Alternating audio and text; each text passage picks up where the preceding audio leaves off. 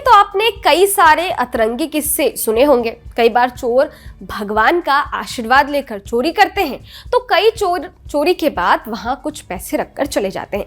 लेकिन क्या आपने कभी ऐसा किस्सा सुना है कि चोरी के बाद चोर घर में छूट गया? ये सुनकर आपकी भी हंसी छूट गई होगी, लेकिन ये घटना सच में घटी है। कहां?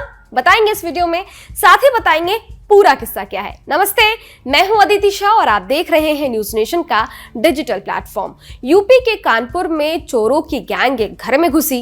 गैंग में शामिल युवक ने अपने साथियों से कहा कि तुम लोग चोरी करो, तब तक मैं आराम कर लेता हूं। वो घर में सोता ही रह गया और उसके साथ ही कीमती सामान लेकर घर से फरार हो गए। सुबह होने पर जब मकान मालिक ने चोरों को कमरे में सोता हुआ पाया तो उसे पुलिस के हवाले कर दिया।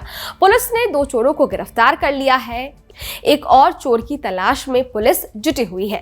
मामले में आगे की कार्रवाई की जा रही है। दरअसल मामला शहर के नौबस्ता इलाके का है। यहाँ रहने वाले इंद्र कुमार की पत्नी का 6 सितंबर को देहांत हो गया था। इंद्र कुमार पत्नी के अंतिम संस्कार के लिए अपने गांव चले गए थे और घर को लॉक करके चाबी पड़ोस में रहने वाले रिश्तेदार रामजी तिवारी को दे दिया था। नौबस्ता के ही रहने वाले दीपक शुक्ला ने अपने साथी सोनू पांडे और सुनील तिवारी के साथ मिलकर इंद्र कुमार के घर में चोरी का फुल प्रूफ प्लान बनाया। उन्हें पता था कि इंद्र कुमार गल्ला व्यापारी हैं। तीनों को उम्मीद थी कि इंद्र के घर में काफी सारा कैश और कीमती सामान भी होगा। 8 सितंबर की रात में तीनों ने प्लान के मुताबिक इंद्र के घर में चोरी करने की नीयत से एंट्री की। चोरी करने के दौरान दीपक शुक्ला को नींद आने लगी।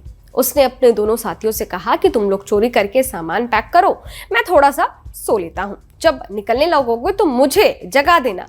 दीपक को साथ ले जाने की जगह उसके साथी सोनू और सुनील ने मकान में चोरी की, पूरा सामान उठाया और वहां से रफू चक्कर हो गए।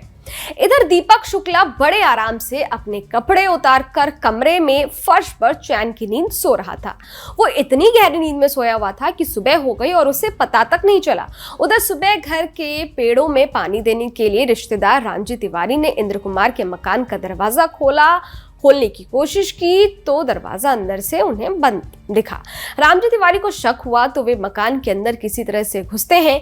कमरे में देखा तो सारा सामान उल्टा पुल्टा पड़ा था। फर्श पर एक युवक सोया हुआ था। रामजी समझ गए कि घर में चोरी हो गई है, लेकिन ये कैसे हो रहा है? उन्होंने दीपक को जगाया, पूछा कि तुम कौन हो, कमरे में कैसे घुसे? इस सवाल पर चोर दीपक शुक्ला रामजी तिवारी से पूछने लगा कि तुम मेरे घर में कैसे आ गए, मेरे बीवी बच्चे कहाँ हैं? इतना सुनते ही रामजी ने आसपास के पड़ोसियों को बुला लिया, दीपक को पकड़ लिया और फिर पुलिस को बुलाकर उसे उनके हवाले कर दिया।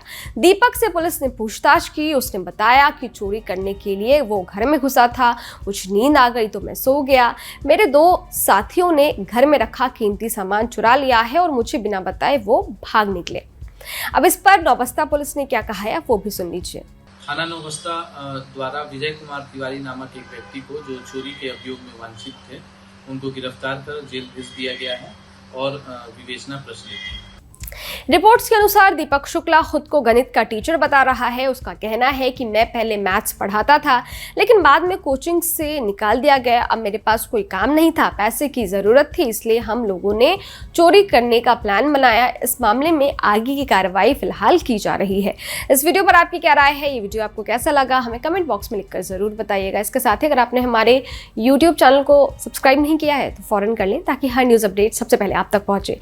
डिटेल स्टोरी के लिए आप हमारी वेबसाइट newsnationtv.com पर भी विजिट कर सकते हैं। शुक्रिया।